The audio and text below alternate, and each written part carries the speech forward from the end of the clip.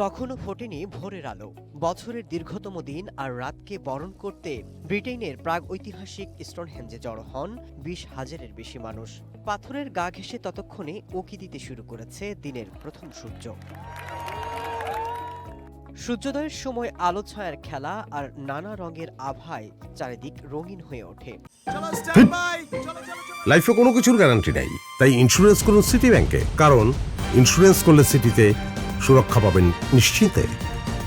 সূর্যি মামা তখন হাতছানি দিয়ে নিজের সৌন্দর্যের প্রশংসা করাতে বেশি আনন্দ পায়। সূর্যের এমন রূপে মাতোয়ারা হতে বিশ্বের বিভিন্ন দেশ থেকে অনেক পর্যটক ছুটে যায় ব্রিটেন।